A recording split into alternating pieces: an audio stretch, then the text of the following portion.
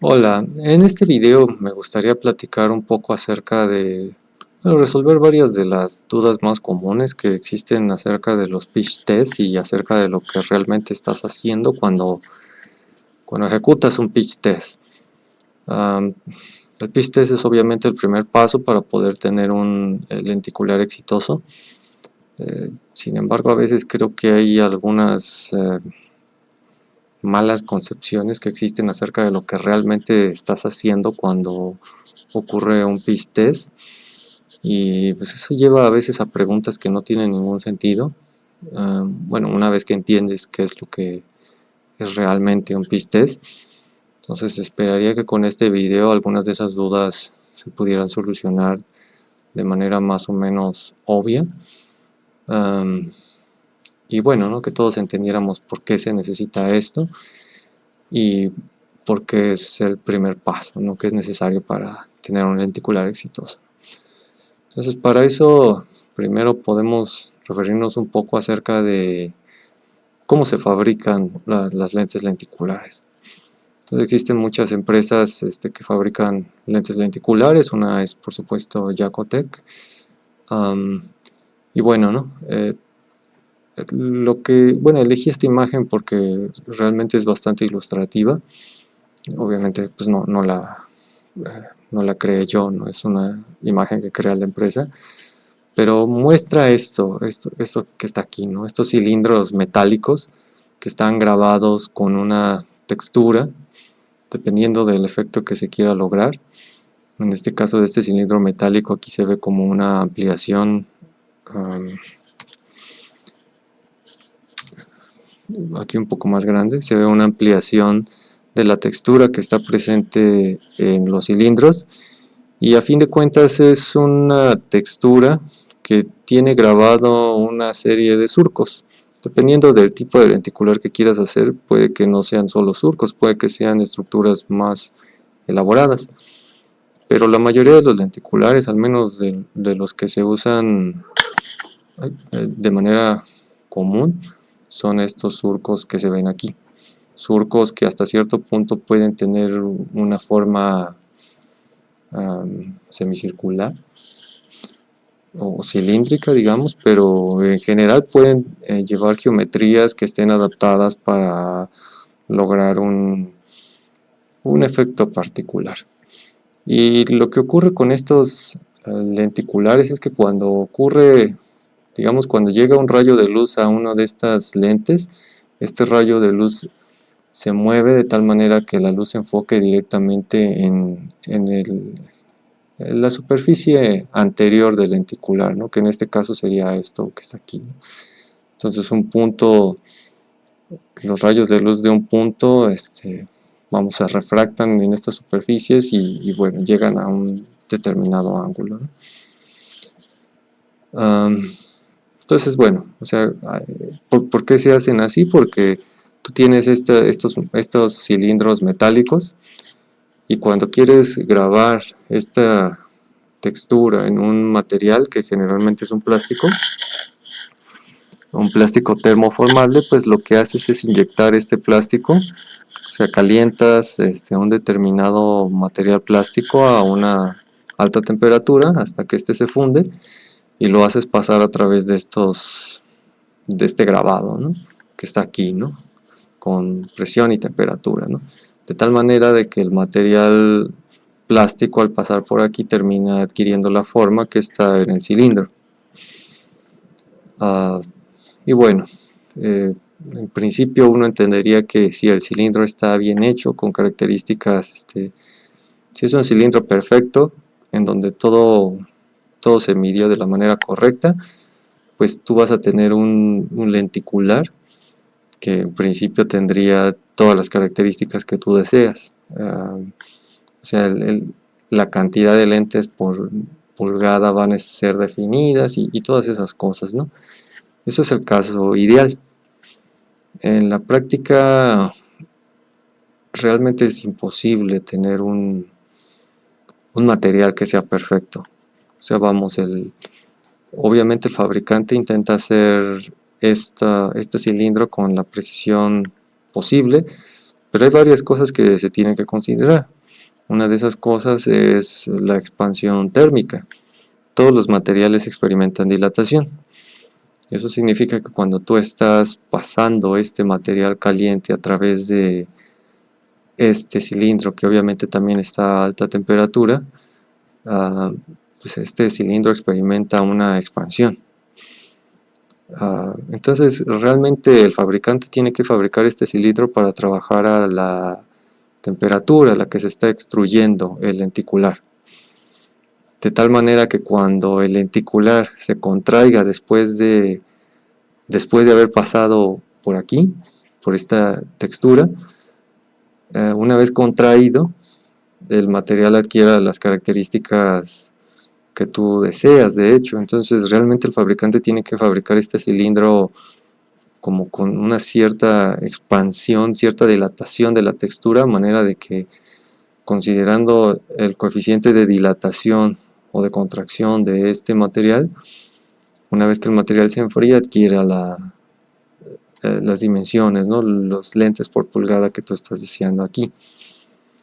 Pero bueno, eso obviamente no siempre es posible. Cualquier impureza en el material plástico puede cambiar esos coeficientes de dilatación o de contracción. Por otro lado, este cilindro, no siempre puedes tener este cilindro a una temperatura perfectamente uniforme en toda su superficie. A veces puede pasar que el centro puede estar con una temperatura más estable que los extremos, en donde los extremos, por cualquier variación de temperatura, de corrientes de aire, de humedad en el aire, de cosas, puede que los extremos no estén exactamente a la misma temperatura que la parte central del cilindro. Eso significa que pueden existir variaciones en la distribución de temperatura del cilindro, y si es así, entonces este grabado que se da en el plástico puede tener variaciones a través de toda su superficie. La idea de esta explicación no es que entendamos a fondo cómo se fabrica el lenticular, es simplemente entender que el lenticular, esta lente, es una lente hecha por seres humanos.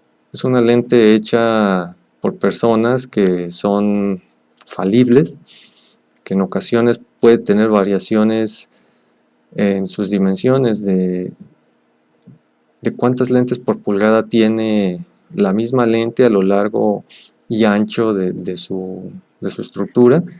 Y por otro lado, también entender que hay muchos factores que pueden afectar las dimensiones de esta lente. Si esta lente se fabricó, si esta lente se fabricó en Noruega, por ejemplo, en un lugar que es frío, y la estoy usando en México, que es un lugar cálido, pues obviamente que las lentes por pulgada que el fabricante midió al momento de fabricarla no van a ser iguales a las lentes por pulgada que tú experimentas aquí en México, simplemente por la dilatación que experimenta esta lente por estar en un lugar distinto donde se fabricó. Y sabemos que estas lentes, muchas veces estas lentes se fabrican, por ejemplo, se pueden fabricar en Estados Unidos, se pueden fabricar en China, se pueden fabricar en muchos lados, en donde las condiciones de temperatura, presión, humedad del aire, muchos factores intermedios entre la fabricación de la lente y la lente que tú estás recibiendo en este momento que intentas usar.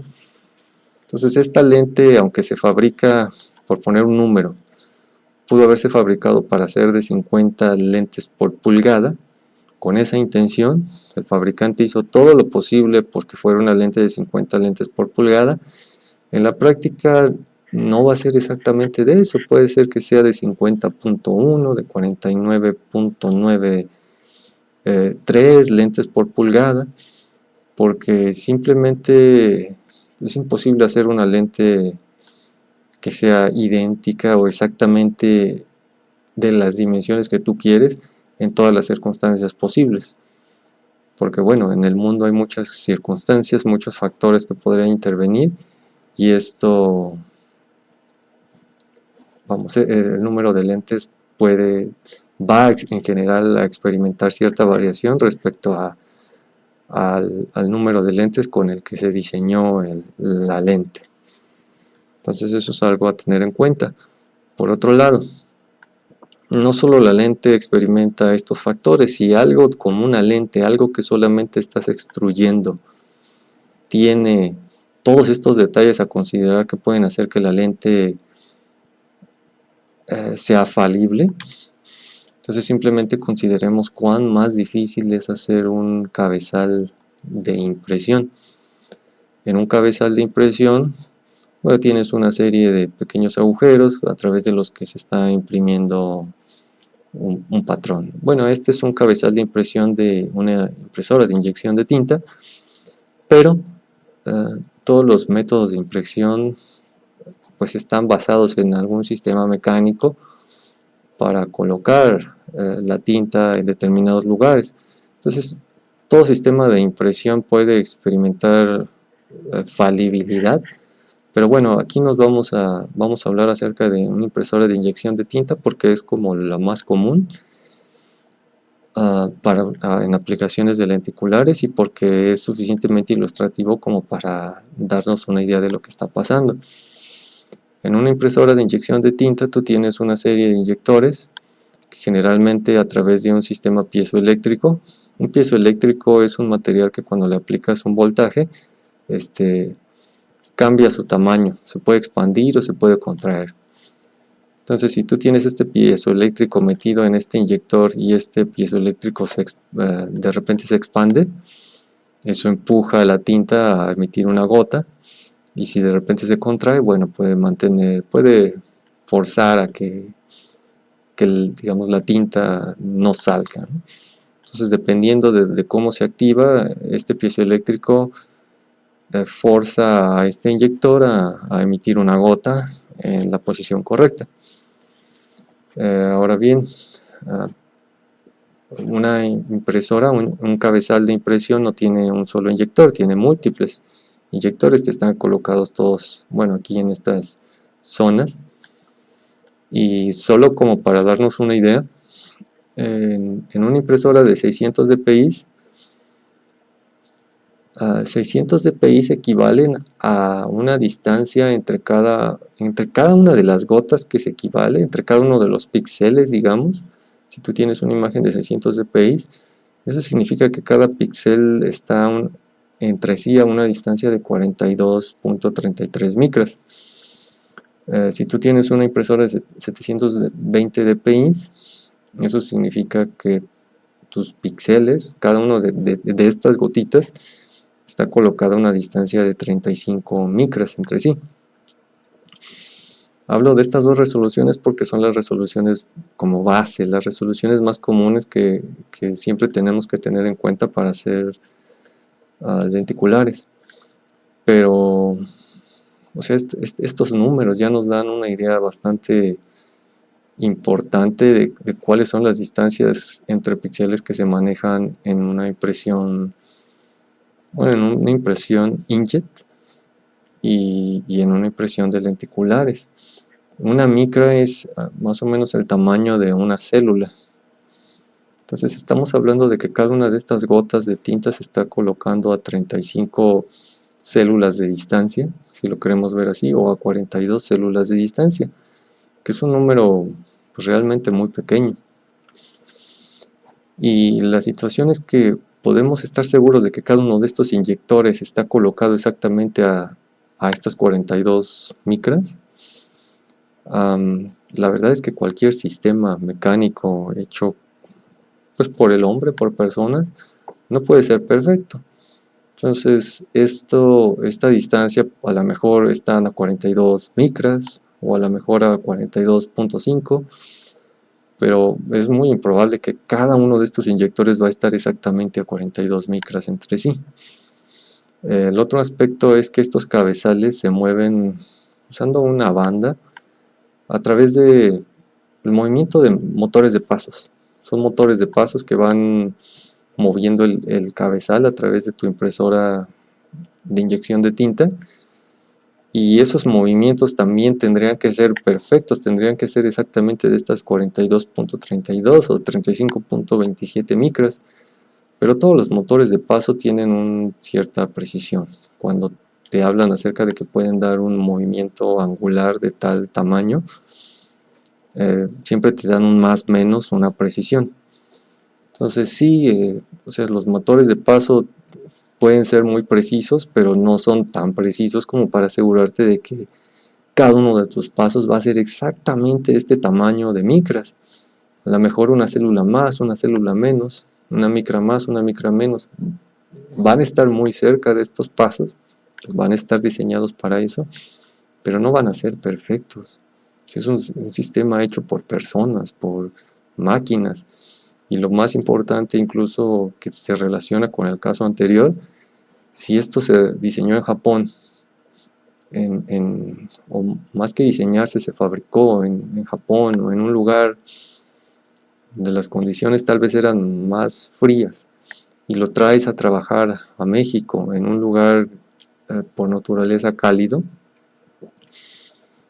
todos los materiales van a ser un poco más grandes. Es imperceptible, pero van a experimentar una pequeña dilatación. La misma impresora va a ser un poco más grande aquí en México uh, que lo que es en Japón. De nuevo, es imperceptible, pero es un hecho que al menos unas cuantas micras de expansión sí va a experimentar esa impresora o este cabezal o los materiales de estas cosas.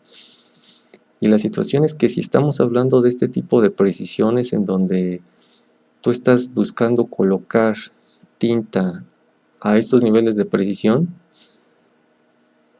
vamos, si tú simplemente quisieras hacer una fotografía, imprimir una fotografía, no habría problema.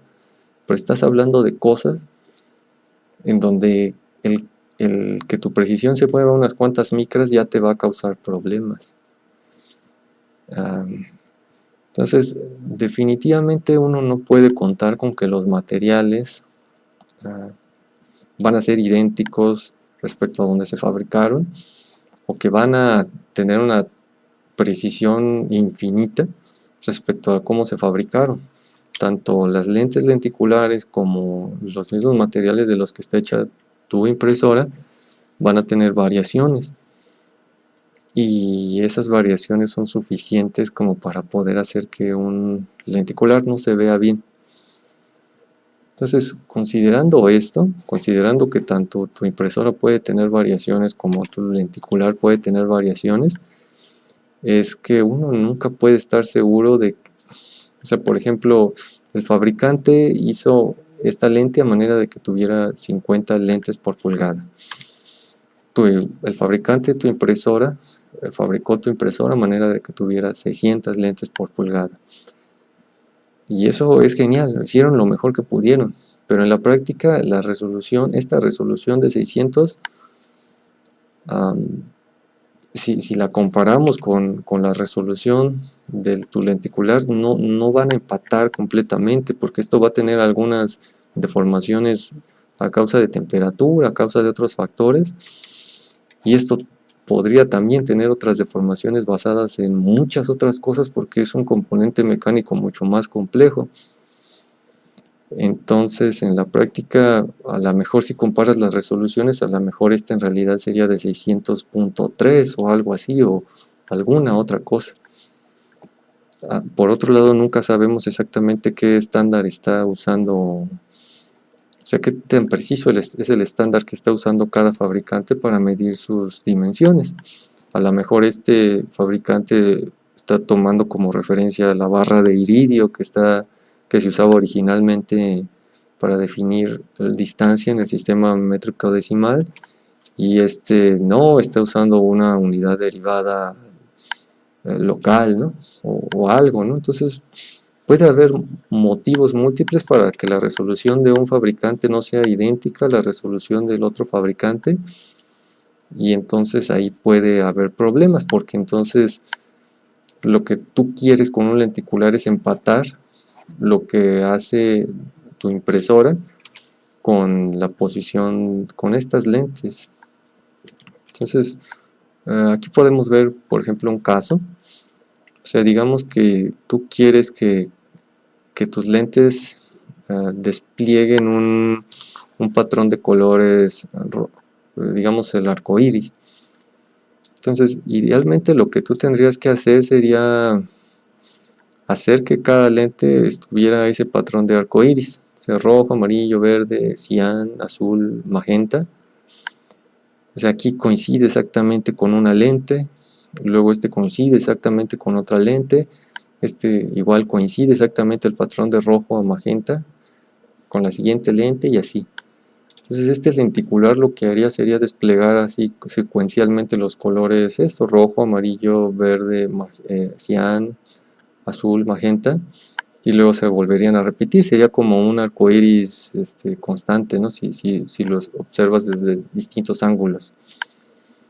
Y este sería el caso ideal, pero en la práctica, como ya hemos visto, esto podría no ser el caso. O sea, podría ser el caso que tu lente fuera un poco más grande vamos, por resolución, o sea, por dimensiones, por dilatación, por varios factores. Puede ser que cuando tú imprimes exactamente usando, digamos, las dimensiones que te da el fabricante, de cuáles eran sus intenciones al momento de fabricar, digamos que esto fuera de exactamente 50 LPI y esto es de 600 DPI, a lo mejor lo que te resulta es esto. O sea, te resulta que tu imagen es un poco más chica que tus lentes, o que tus lentes son un poco más grandes que tu impresión, etcétera.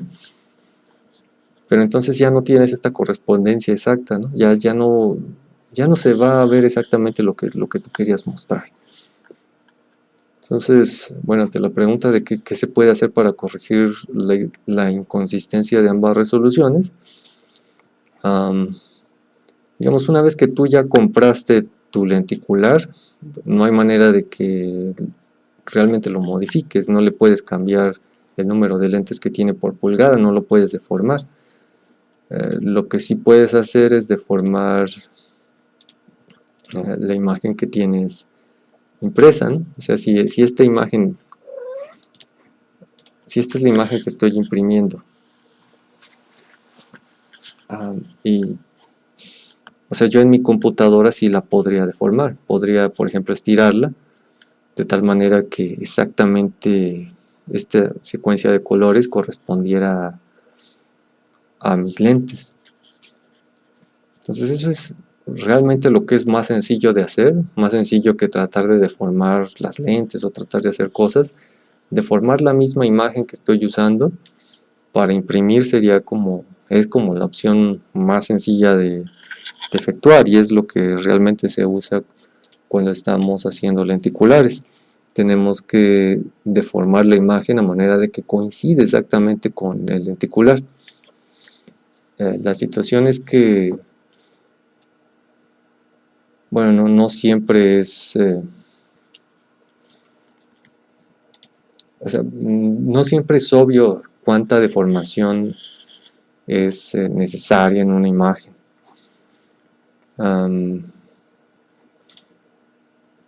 Entonces, por ejemplo, aquí este es un ejemplo así como muy sencillo de lo que puede, digamos, el ejemplo más sencillo de lo que uno puede buscar con un lenticular, ¿no? En un lenticular uno puede tener dos imágenes y uno puede desear que estas imágenes se desplieguen a distintos ángulos. Por ejemplo, uno puede desear que a un ángulo se muestre esta imagen, la imagen de este fractal que es oscura. En un ángulo distinto uno buscar que se despliegue esta imagen, este fractal que es más claro. Y bueno, el resultado es esta imagen. O mejor dicho, una vez que preparas esta imagen, estas dos imágenes para adecuarse a un lenticular, para imprimirse en un lenticular, pues obtienes esa imagen. Pero digamos, si yo nada más tomo esta imagen y la imprimo a la resolución a la que le estoy creando sin ninguna adaptación, podría pasar esto, podría pasar que, o sea, que mi imagen no correspondiese con mis lentes. Entonces yo tengo que ejecutar como un paso adicional en el que yo tengo que adaptar esta imagen, ya sea estirándola o contrayéndola, dependiendo de las características que yo observe, más bien las características que yo mida, de cuál es la relación que existe entre las dimensiones que tiene mi lenticular y las dimensiones de lo que puedo imprimir. Entonces esa adaptación, podemos llamarle corrección,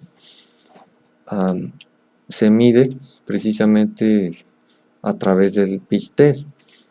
Entonces en el pitch test lo que nosotros hacemos es imprimir, hacer una prueba de impresión en la que examinamos una serie de resoluciones cercanas a una resolución a la que nosotros creemos que es la resolución correcta, y evaluamos cuál pueda ser la deformación que sea adecuada para que nuestro lenticular despliegue para que se cumpla esta condición. Bueno, esta la estiré, pero para que se cumpla exactamente esta condición en la que ambas imágenes coincidan exactamente. Entonces eso es lo que buscamos eso, generar esa condición, y para eso es para lo que hacemos este pitch test. Entonces, de nuevo, aquí lo que vamos a hacer es generar una serie de franjas. Bueno, lo normal es usar franjas. Bueno, se pueden hacer pitch tests más complicados, pero el pitch test más básico es un pitch test en donde tú colocas una serie de franjas blanca y negra que están como a distinta resolución, están diseñadas para distinto número de lentes por pulgada, y tú construyes pues esta serie de franjas con distintas lentes por pulgada, y comparas, directamente observas este pitch test con la lente que piensas usar para generar tu lenticular. Entonces, bueno, aquí iba a colocar originalmente estas imágenes, pero es más fácil mostrarlas así. Estos son como dos ejemplos de un pitch test, y antes quisiera explicar algunos detalles. Esta es una hoja lenticular de 50 LPI, y ambos pitch tests se generaron de manera similar, aunque bueno, con una diferencia en cómo se produjeron. Pero bueno, lo importante es que son dos pitch tests que están evaluando el mismo rango exactamente de resoluciones, de LPIs en realidad, de lentes por pulgada, que se están comparando exactamente con la misma lente. Entonces realmente la diferencia entre esta lente, bueno, cualquier diferencia que se observe entre este pitch test de la derecha y este pitch test de la izquierda, está relacionado únicamente a cómo se generó las imágenes de ambos pitch test, que en un momento también voy a mostrar. Entonces bueno, y también aprovecho para explicar que lo que tú buscas en un pitch test es precisamente, buscas una condición en la que estas franjas, estas asíntotas, dejen de aparecer. Tú buscas una franja, por ejemplo, más o menos esta, en donde la franja completa se observe ya sea completamente negra o completamente blanca, porque eso, o sea, en el caso de un pitch test significa que esta es exactamente la deformación que necesitas aplicar a tu imagen para que tu imagen se despliegue correctamente en este lenticular. Entonces directamente un pitch test te dice eso, tú buscas cuál es la franja que se ve de un color uniforme, o sea, ya sea completamente blanco o completamente negro. Eliges ese número, el que observes. Ahorita voy a desplegar el video para ver exactamente el número, y a ese número es el que necesitas usar dentro de tu software lenticular, para generar tu lenticular y que este se despliegue bien con tu imagen. Los softwares lenticulares precisamente hacen eso. Cuando tú les indicas la deformación, ellos aplican la corrección necesaria a manera de que la imagen se despliegue correctamente para los lentes por pulgada que tú les estás indicando. Entonces, en este caso, o sea, más o menos se puede observar que sí es alrededor de 49.7, 49.75. Y bueno, hay otra cosa que quiero notar, y es estas como franjas que aparecen aquí. O sea, bueno, en realidad se pueden ver en toda la imagen, pero hay algunos ejemplos en los que son más notorias. Este tipo de franjas de aquí se llaman bandeado, y dependiendo de la deformación, el bandeado puede ser de distintos tamaños. O sea, hay algunos ejemplos en donde el bandeado toma dimensiones un poco más espaciosas. Por ejemplo, aquí en este caso las bandas son como más grandes, pues daría la impresión de que fueran como de 1 pulgada de ancho. En cambio, en este caso las bandas son más pequeñas, tal vez de 1 centímetro de ancho. Pero bueno, en general todos estos ejemplos tienen un cierto nivel de bandeado, que bueno, es algo desagradable, porque este bandeado no solamente va a estar presente en el pitch test, sino que cuando tú hagas tu lenticular utilizando estos parámetros podrías observar este mismo bandeado que está aquí. Por ejemplo, aquí las bandas son como mucho más pequeñas, son como de un par de milímetros de ancho. Ese mismo bandeado también va a estar presente en tu lenticular. Pero bueno, este es el motivo por el que se muestran dos ejemplos en este video.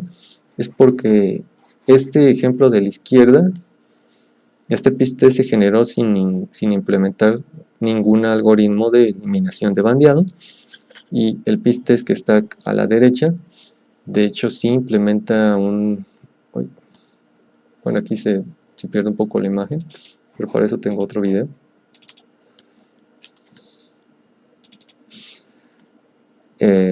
O sea, como digo, este de la izquierda aquí el bandeado es bastante evidente, pero en el pitch test que está a la derecha hay un algoritmo de eliminación de bandeado que está en ejecución.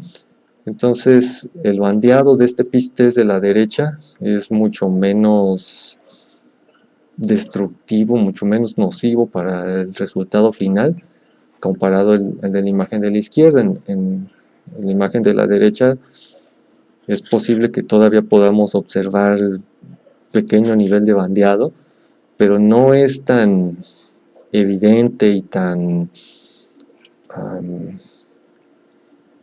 desagradable a la vista como es el caso de la izquierda, ¿no? Y de hecho, o sea, aumentando la intensidad del algoritmo de eliminación de bandeado, se puede lograr prácticamente desaparecer pues ese bandeado, si ese es el deseo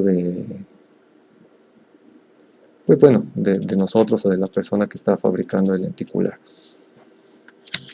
Este es, digo, un buen ejemplo. Entonces, realmente se puede hacer mucho para eliminar este bandeado a través de usar ese algoritmo, que bueno, en un momento dado les muestro cómo se puede utilizar. Y lo importante es que si ese bandeado ya no es visible aquí en el pitch test, tampoco va a ser particularmente visible ya en el lenticular una vez que se fabrique el lenticular. Entonces, de esa manera, a través del pitch test uno puede asegurarse tanto de encontrar la resolución adecuada, que en este caso, por ejemplo, es más o menos aquí en 49.7,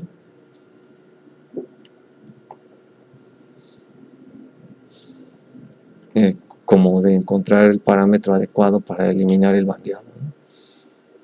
Que en un momento se va a ver. Ahora bien, de hecho en estas pruebas de pitch, como se puede ver, no hay ninguna franja que se vea completamente uniforme la transición. O sea, vemos esto, vemos como que el color negro va entrando aquí en las franjas, pero no se ve directamente como que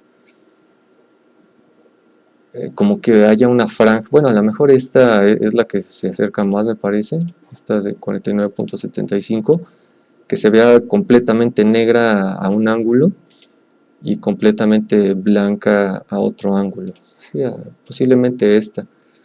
Pero aquí convendría hacer una prueba más detallada, o sea, reducir los pasos, tal vez hacer, en vez de hacer una prueba que vaya de punto 0,5 en punto 0,5, hacer una prueba más detallada, en donde tengas pasos más pequeños en tu resolución, a manera de estar seguro de estar lo más cerca posible de la resolución, eh,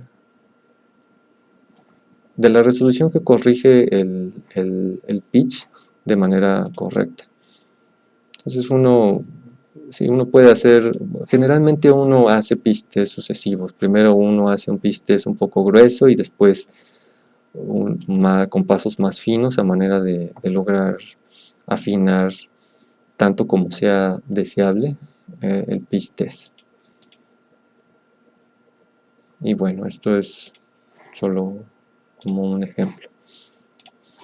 Entonces ya para finalizar algunas cosas, algunas preguntas que también se vuelven muy comunes son estas preguntas: ¿de qué tamaño tiene que ser mi prueba de pitch? Y o sea, la respuesta a esta pregunta es que tu prueba de pitch tiene que ser al menos tan grande como el área que deseas imprimir.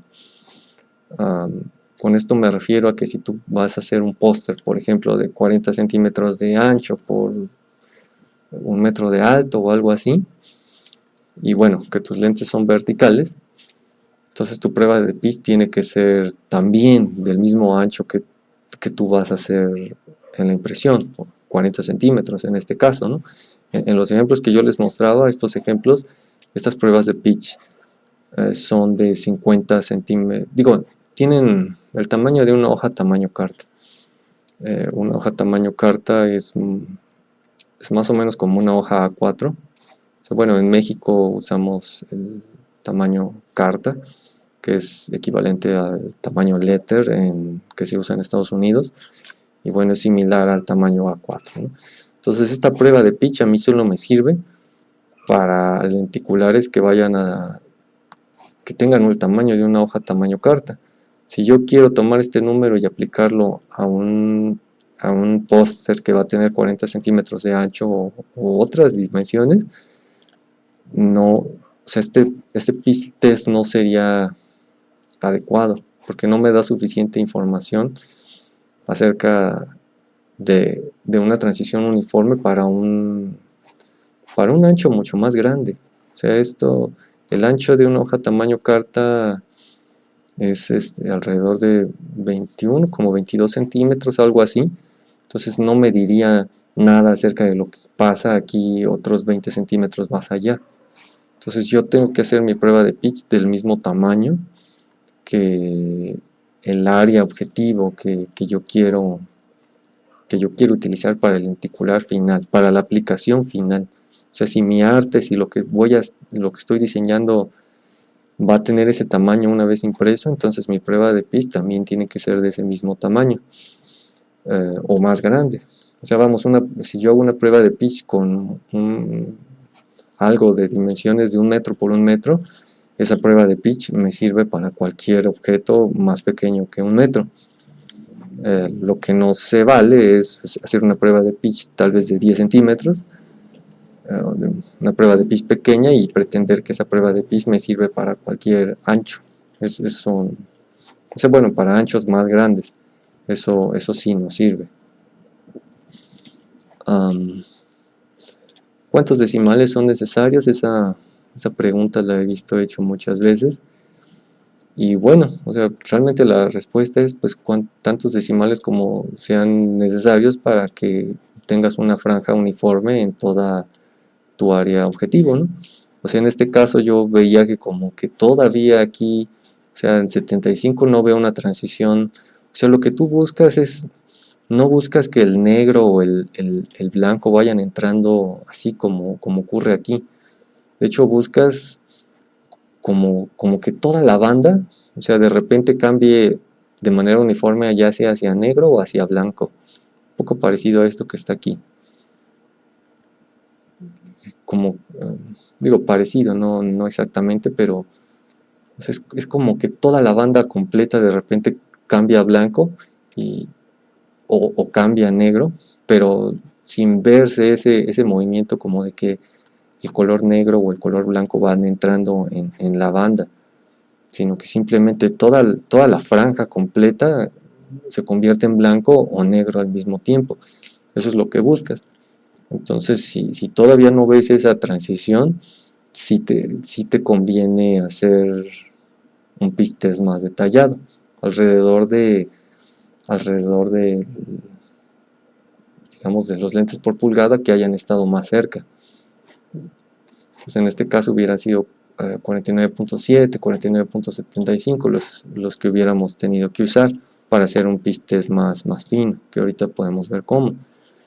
¿A qué distancia debe de observarse el pitch? Esto también es importante. Si tú estás haciendo un lenticular que se va a observar a un par de metros de distancia, entonces el pitch lo tienes que medir, lo tienes que observar exactamente a esa distancia también. Esto porque dependiendo de qué tan lejos estés tú de tu lenticular, la impresión del cambio de blanco a negro de tus franjas también cambia. A veces cuando estás cerca te da la impresión de que tus lentes por pulgada pues son un número, y cuando te alejas observas un número diferente. De ahí que el pitch lo tienes que observar a la distancia en la que vayas a imprimir a la distancia que necesitas usar para tu lenticular final.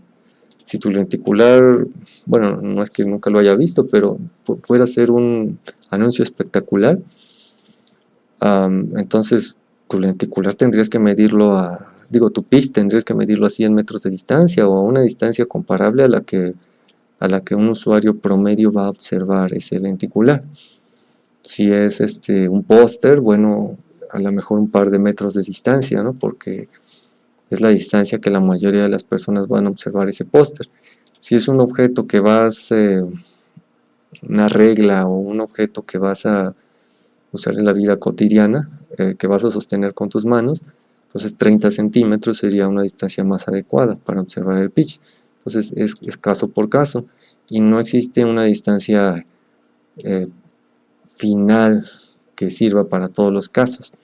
No, o sea, vamos, no es que tú puedas elegir que 2 metros es una función, es una distancia que funciona para todos los casos. En realidad es algo que se decide caso por caso, dependiendo de la aplicación. Bueno, esta es una pregunta que en un momento explico un poco más adelante sobre la supresión de bandeado que mostré en el video. Esta pregunta también la he visto muchas veces. ¿Puedo usar el resultado de un pitch test hecho en otra impresora o hallado online? Pues espero que de lo que platicamos aquí sobre las variaciones en fabricación de estas cosas, ya más o menos dejen una idea clara de que realmente no puedes usar un pitch test hecho por otra persona, ni siquiera hecho en otra impresora. De hecho, yo pensaría que ni siquiera puedes usar un pitch test, vamos, de vez en vez se necesitan cambiar los cabezales de impresión en impresora. Yo opinaría que no puedes usar ni siquiera un pitch test el mismo que estabas usando antes de cambiar o sea, vamos, si reemplazas tu cabezal de impresión por uno nuevo, tienes que volver a hacer un pitch porque las dimensiones de este nuevo cabezal podrían tener variaciones respecto al anterior. Entonces, en general, no puedes confiarte, no puedes simplemente preguntar online, yo tengo esta impresora, ¿quién me pasa el pitch? Realmente no funciona así. porque cada impresora puede tener variaciones simplemente porque a lo mejor una impresora se fabricó en invierno y otra en verano, y podría haber cambios dimensionales en los materiales de los que está hecho. Y lo mismo, o sea, si esa persona midió su pitch, pero no sabes exactamente qué lenticulares está usando esa persona, de qué empresa, en qué condiciones se fabricaron, no sabes qué condiciones usó esa persona para medir su pitch, no sabes si esa persona está en Noruega y tú estás en Ecuador o en algún otro lugar. Entonces, simplemente de considerar eso ya sabes que no puedes hallar un pitch test online, o más que hallarlo, no puedes simplemente preguntar, oye, ¿a quién me pasa el pitch test? ¿Quién me pasa el número para esta impresora? Porque ese número no significa nada para tus materiales ni para tu impresora. Lo que podrías hacer es, a partir de ese número, hacer tu propio pitch test y, y vamos a sacar tus propias conclusiones, pero no puedes simplemente usarlo. Y bueno, si ya vas a hacer tu propio pitch test, entonces realmente ni siquiera necesitas preguntar por un pitch test online. O sea, lo mejor es pues, simplemente comenzar desde cero y hacerlo tú mismo. Eso es lo más seguro. Esta pregunta creo que no la he visto hecha suficiente, pero es también una pregunta importante. El material de impresión, ¿qué efecto tiene sobre el pitch? Bueno, cada material de impresión es diferente, y dependiendo de las características de impresión, bueno, de tu material, se puede observar algo que se conoce como ganancia de punto. Todos los materiales tienen ganancia de punto. La ganancia de punto es cuando tú colocas es lo que pasa cuando tú colocas una gota de agua, por ejemplo, en un papel. Esa gota de agua, al caer en el papel, comienza a extenderse sobre el papel, mancha no solamente el área donde cae, sino que se extiende y cubre un área más grande. Entonces la ganancia de punto es eso, el crecimiento de la gotita de tinta en la superficie del papel. Y la situación es que cada material tiene, dependiendo de su tensión superficial o de su porosidad o de otros factores, tienen una ganancia de punto diferente. Entonces, en consecuencia, sí, cada material de impresión puede tener un efecto sobre el pitch. Entonces, si tú cambias tu material de impresión, este material de impresión pues definitivamente podría afectar a tu pitch. Y bueno, aquí es un video extra que había preparado solo en caso de que quisiera hablar acerca de esto. Bueno, estos son materiales de impresión Epson, y estas son hojas específicamente preparadas pues para recibir la tinta de una impresora de inyección de tinta, y en principio no se crece tanto, la ganancia de punto no es tan grave, ¿no? Tienen un recubrimiento que permite que acepten la tinta y que ésta se quede relativamente bueno, en la posición en donde se coloca la tinta, la gotita de tinta. Entonces, bueno, ese papel es pero bueno, hay muchos tipos de papel de impresión de muchas marcas diferentes que se pueden utilizar, ¿no? Este solo es un ejemplo de un material que se puede usar, ¿no? Y esta pregunta también, ¿qué tan a menudo debo hacer mi prueba de pitch? Y bueno, algo a considerar es que tú idealmente necesitas verificar el pitch de cada hoja lenticular que llega a tus manos antes de imprimir en ella. Pero bueno, por circunstancias, hay ocasiones en las que uno puede ser un poco flojo, digamos, pero, esto es lo ideal. O sea, en principio tú deberías de checar el pitch para cada hoja lenticular sobre la que vas a imprimir. Eso es algo como que absolutamente necesario. O sea, debería de ser necesario. Pero bueno, si quieres ser un poco vago a la hora hacer estas pruebas de pitch.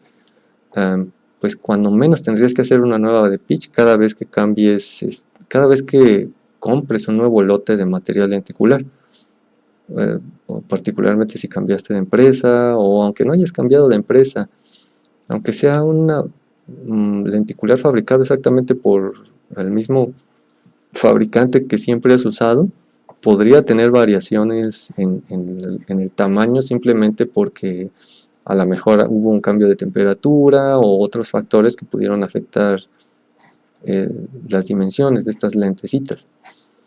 Entonces, cada vez que compras un nuevo lote, cada vez que consigues un nuevo material, que vas a probar un nuevo material de impresión, haces otra prueba de pitch. Cuando reemplazas los cabezales de impresión, también sería adecuado. Y bueno, pues en general haces una prueba de pitch cada vez que sospeches un cambio que pueda haber afectado el pitch. A mí me ha pasado, por ejemplo, que hay días en donde existen variaciones de temperatura importantes. O sea, por ejemplo, días de verano, que en la mañana puede ser un poco frío y a mediodía, en la tarde es muy cálido. Yo he observado a veces que el pitch que mido en la mañana no es idéntico al pitch que mido por la tarde. Y eso es por variaciones de temperatura y puede ser por otros factores, ¿no? El papel sobre el que imprimes no se expande a la misma velocidad a través de cambios de temperatura que lo hace el plástico. Entonces, si tú tienes que tu papel, a lo mejor si tú tienes que tu papel a lo mejor se mantiene de un tamaño más o menos uniforme, pero el plástico del lenticular sí se está expandiendo, entonces naturalmente en un momento cálido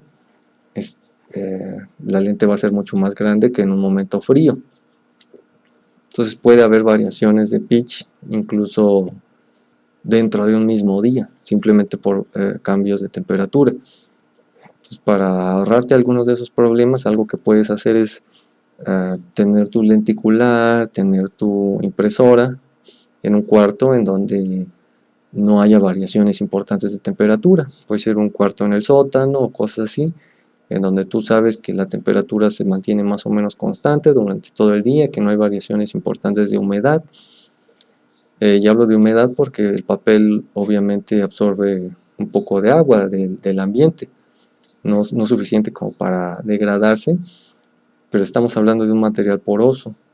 Entonces este papel, simplemente por variaciones de humedad en el aire, podría absorber un poco de agua y cambiar un poco, que no va a ser un cambio exagerado, pero estamos hablando de nuevo de distancias aquí de micras, que si no se respetan ya pueden tener un efecto sobre nuestro lenticular. Entonces tal vez el papel no creció mucho o no se contrajo mucho, pero sí es posible que haya tenido un cambio de un par de micras. Entonces variaciones de humedad, de temperatura pueden afectar nuestros lenticulares, y lo ideal entonces es hacer tus impresiones con tus lenticulares en condiciones pues, bueno, si las puedes controlar mejor, condiciones controladas de temperatura y de humedad o otros factores. Cualquier factor que sospeches que pueda afectar las dimensiones de tus materiales, pues puede ser un motivo para volver a hacer una prueba de pitch. Y bueno, ¿cuánta supresión de bandeado debo introducir? Esto es un factor que podemos ver en este momento. Bueno, y este es obviamente el programa que yo uso para hacer mis lenticulares. Es un programa que yo mismo programé. Entonces aquí está la opción. Entras aquí y aquí te aparecen algunas opciones. Por defecto te aparecen las dimensiones de una hoja tamaño carta, que pues como yo vivo en México, son las dimensiones más comunes de material que puedes conseguir. Pero bueno, o sea, puedes colocar aquí las dimensiones que tú quieras, ¿no? Si quieres medir en un área más grande, de, no sé, 40 centímetros, no, tal vez más, 60 centímetros de alto y de 40 centímetros de ancho, lo puedes hacer, ¿no? Pero bueno, en este caso no lo voy a hacer así. Entonces, bueno, si te sales y regresas aquí PIS, se resetean los parámetros. Entonces aquí voy a dejar estos parámetros. Son las dimensiones exactas de una hoja tamaño carta. La resolución, esto corresponde a la resolución de tu impresora. Hay impresoras que manejan resoluciones, sobre todo las Epson, que son múltiplos de 720 dpi. Casi la mayoría de las impresoras que no son Epson manejan resoluciones que son múltiplos de 600. Por eso es que yo manejé estas dos resoluciones aquí.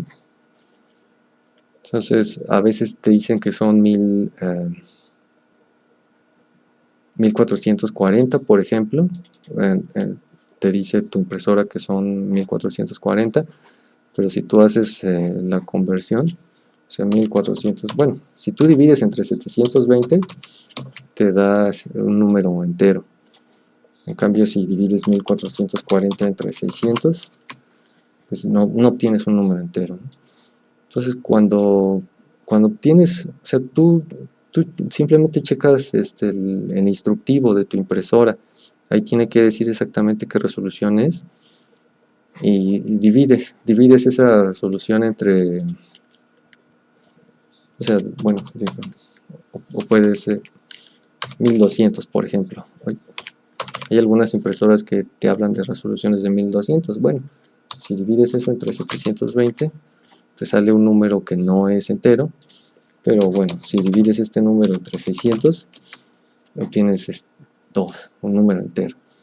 Entonces checas eso y dependiendo de eso ya sabes, ok, o sea, checas cuál de estos dos números te da un número entero, ya sea 600 o 720, y el que te dé un número entero es el número que usas aquí. Entonces yo uso 720 porque mi impresora es Epson y esto funciona para mí, ¿no? Entonces supongamos que quiero hacer un pitch test de 50 lentes por pulgada para digamos, yo compré un lenticular de 50 lentes por pulgada, pues esto es lo que pongo aquí. O en general, esta es la resolución central. Si por ejemplo yo de la prueba de pitch que mostré en el video, más o menos vi que 49.7 es la resolución más cercana que funcionan. Entonces yo puedo hacer una prueba de pitch más fina alrededor de esto, bueno, usando esto como parámetro central.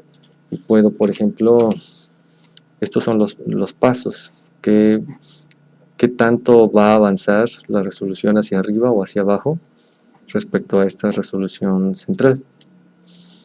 El margen solo representa el tamaño de página. O sea, las impresoras nunca imprimen hasta la orilla de la página de impresión. Siempre dejan un área vacía.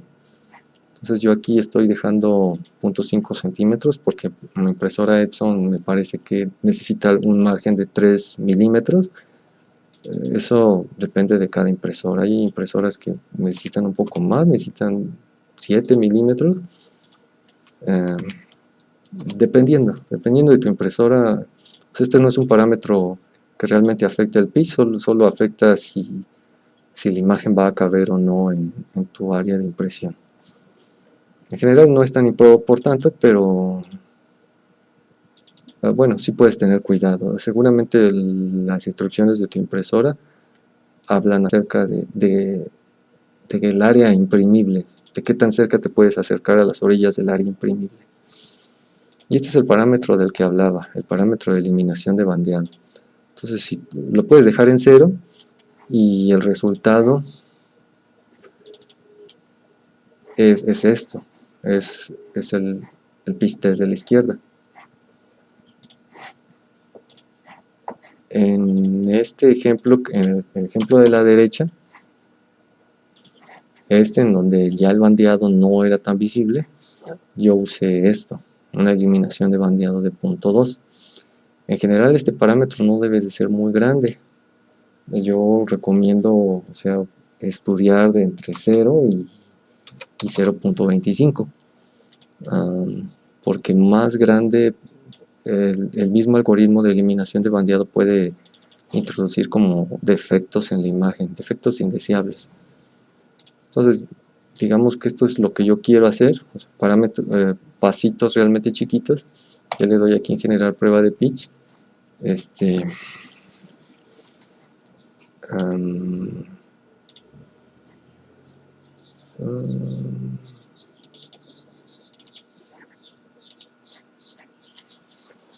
le voy a poner aquí pitch detallado. Uy.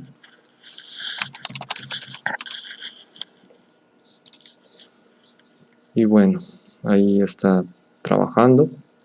Realmente se tarda más en guardar el archivo que en, generar la prueba de pitch. Y bueno, ahí está, ¿no? Entonces, así ya generamos un pitch test con estas condiciones y con una eliminación de bandeado de 0.25. Entonces, solamente vamos a observar este pitch test aquí con Photoshop.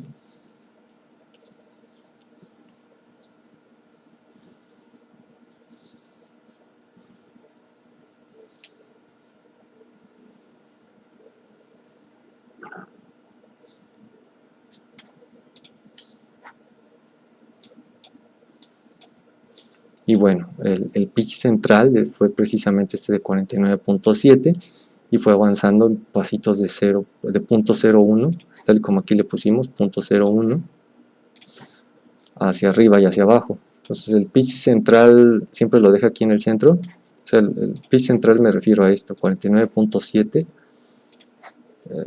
Es, digamos, el pitch principal que intenta estudiar y se va yendo hacia arriba, hacia abajo en pasitos, exactamente los pasitos que le hayamos indicado. Digo, en estos pasitos de aquí. Y bueno, el archivo está generado a una resolución de 720 dpi, como se indicó, como se le indicó aquí. Y bueno, tiene dimensiones de 27.94 centímetros, 21.59. De hecho, aquí el archivo es un poco más pequeño precisamente porque te estoy indicando un margen de 0.5 centímetros, o sea, de 5 milímetros. Entonces, es un archivo, o sea, vamos, es el tamaño, es un poco más chico que el hoja tamaño de carta, precisamente para que quepa en un área de impresión de una hoja tamaño carta.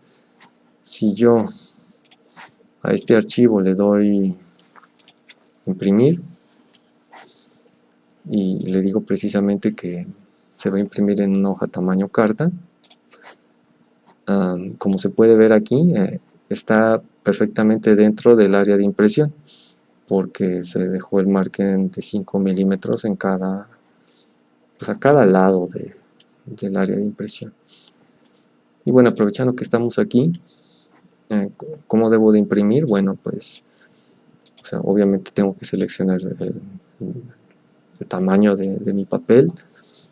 Y bueno, en mi caso, como estoy usando este papel que se llama Photopaper Glossy, que es directamente de Epson, pues uso ese, ¿no? La calidad de impresión, pues uso la más alta. Y aquí hay veces que este parámetro está activado. Si está activado, se desactiva. Y básicamente es todo lo necesario para imprimir en una impresora de la marca Epson. Y bueno. Y por supuesto, como decía, ¿qué tan fuerte tiene que ser la eliminación de bandeado? Eso es algo que es optativo para el usuario. Tú puedes usar una eliminación de bandeado muy fuerte e introducir como cierta deformación termina introduciendo cierta deformación indeseable en tu impresión. O sea, si es demasiado fuerte, si yo quiero usar aquí un 0.7, un número muy grande. Entonces, por eso, como digo, o sea, lo deseable es ir desde 0 hasta 0.25, algo así, ¿no? Esos son los parámetros en los que yo me quedaría para hacer esta eliminación de bandeado. Generalmente yo uso 2, que es justo la que usé en este caso, en el caso del video. es en este caso el bandeado ya no es un problema tan notable, y de hecho sí me he dado cuenta de que este bandeado no es, o sea, el bandeado de la imagen de la izquierda es notable tanto si eres un especialista en lenticulares como si eres un neófito. O sea, estas bandas son como bastante obvias. En cambio, el bandeado de la imagen de la derecha es un bandeado que yo noto precisamente porque lo estoy buscando. Pero no es un bandeado que una persona que vea el lenticular por primera vez se dé cuenta. Esa persona podría pasar así completamente inadvertida de ese bandeado, a menos que tú se lo hagas notar. Entonces, para mí eso es un nivel de eliminación suficiente. El nivel en el que un espectador común y corriente no va a notar que hay un problema en tu lenticular. Sí, aquí realmente el bandeado ya es, o sea, se eliminó lo suficiente como para que un neófito no se dé cuenta, y eso es todo. O sea, bueno, para mí eso es lo suficiente. Si uno es como todavía más exigente, puede usar una eliminación de bandeado más alta y arriesgarse a cierta deformación. Lo que puedes hacer es hacer varias impresiones, tal vez varios pitch test o varias impresiones de prueba, cambiando este parámetro desde desde punto 1 hasta punto 25, subiendo poco a poquito, o bueno, desde 0 hasta punto 25, y una vez que observes que el bandeado se ha reducido lo suficiente como para ya no ser un problema a la vista, pues en ese momento puedes elegir este número. Lo bueno de este número es que este número no depende ni de tus lentes, o sea, no depende de tu lenticular, bueno, depende de tu impresora, pero este no es un parámetro que tengas que estar determinando todo el tiempo. Una vez que determinaste este número para tu impresora, o sea, ya ese te sirve siempre. Entonces es una prueba que haces una única vez de imprimir a varios niveles de eliminación de bandeado, y una vez que ya tienes este número ya te funciona para toda impresión que hagas en esa misma impresora.